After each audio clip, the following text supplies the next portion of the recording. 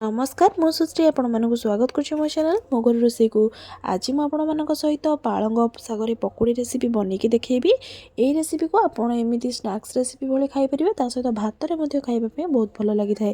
तेज चलतु देखने भाई पालंग सागर पकोड़ी कौन कौन सब आवश्यक। पालंग पकोड़ी प्रथम आवश्यक पालंग साग से मुझे फ्रेश पालंग साग आम बाड़ी तोलिकी नहीं जाऊँगी। प्रथम साग को ये नहीं सारापर भल से आम धोई नवा। तेज देखिपे मुझे साग नहीं आपण अनुसार पालंग साग को कम बहुत बनई पारे। प्रथम ये पालंग साग को आनी सारापर भल से धोईकी रखी नहीं सहित देखिपे जो डेम्फो को आम रखीचे जमा भी छेडेबेनि कहीं आम जो पालंग सागर पकोड़ी को बनवा से डेम्फो को धरिकी छाणा से डेम्फो को जमा भी छेडेबेनि पूरा सेमती ही रखिए। एबे चलते देखी ना कौन कौन सब आवश्यक। एबे से नहीं किसी स्वाद अनुसार लुण किसी रेड चिली पाउडर किसी धनिया पाउडर गोटे चमच हल्दी पाउडर सहित किसी जुआणी सहित किसी गोटा जीरा आपड़ गोटा जीरा बदल जीरा पाउडर व्यवहार करेंगे। ये गोटे बाउल नहीं जाइए किसी बेसन रखि बेसन रे पूर्व रखि मसला सबको ये पकई नौ मसला पकई सारापर एबे से पानी को देके भल से आम गोलई नवा। आपड़ प्रथम बेसी पानी देदेवेनि एमती अल्प अल्प पानी देके प्रथम गोलेबे। तेज देखिपे मुझे गोटे चामच साहाय्य गोले नौ आप चाहिए हाथ साहाय्य भल से गोलई पारे। एबे से अल्प अल्प पानी देके आपंकर बैटर जे पर्यंत भल से प्रस्तुत न से पर्यंत भल से गोलई ने भल से गोलेबे जमी ता भर कौन क्रम्स बा गेटा न रही।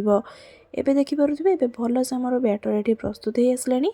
एबे आमर बेसनर बैटरटी पूरा भल से चिकन होगी प्रस्तुत हो जाए। पूर्वर रखि पालंगर साग को से बुड़ेबा एमती डेम्फो को हाथ में धरिकी दुईटी पत्र हो कि तीनोटी पत्र भल से बुड़े ने। देखिपे पूरा परफेक्टली बेसनर बैटरटी लगी जाऊँगी।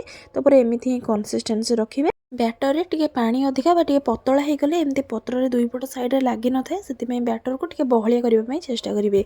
एबे गैस ऑन करके से किसी रिफाइन तेल को ये गरम कर तेल गरम हो पालंगर डेम्फो को एमती धरिकी भल से दुई पट साइड को आम पूरा गोल्डन ब्राउन कलर है पर्यंत छाणी नवा। जेहेतु आम पालंग सागर बनाऊे से पालंग साग को हल्का टिके हाई फ्लेम हो गले भी पालंग साग जल्दी पोड़ी जाए से जो भी बनइबे से पूरा मीडियम फ्लेम रे बनइबे।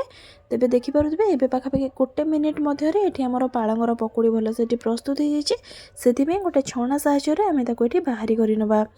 एबे आमर प्रस्तुत हो जाए पालंगर पकोड़ी। केबे थरे आपण मैंने यही उपाय घरे पालंगर पकोड़ी को निश्चिंत रूप से प्रस्तुत करूँ। यही रेसिपीटी गरम भात सहित हो कि पखाल भात सहित खावाई बहुत भल लगी था सहित आपण मैंने एमती इवनिंग स्नैक्स भली बनईकी खाईपर। केबे थरे आपण मैंने यही उपाय घरे निश्चिंत रूप से पालंगर पकोड़ी रेसिपी को निश्चिंत रूप से प्रस्तुत करूँ। कमेंट बॉक्स रे जणेबे वीडियोटी आपण मानकु केमिति लागिला। वीडियोटी हेल्पफुल होइतिले मो वीडियो को लाइक करबा सहित मो चैनल को सब्सक्राइब करिवे। ता सहित आपण माने एही रेसिपी रो वीडियो को आपण मानक फ्रेंड्स मानक सहित हो कि रिलेटिव मानक सहित मते शेयर करि पारंती। ता सहित एमिति नुआ नुआ रेसिपी वीडियो रो नोटिफिकेशन सबुठारु प्रथमे पाइबा पई हेले मो चैनल रो बेल आइकन को निश्चित रूप से प्रेस करंतु। तेबे सेतबेले पई रहउची देखा गोटे नुआ वीडियो रे नुआ रेसिपी सहित।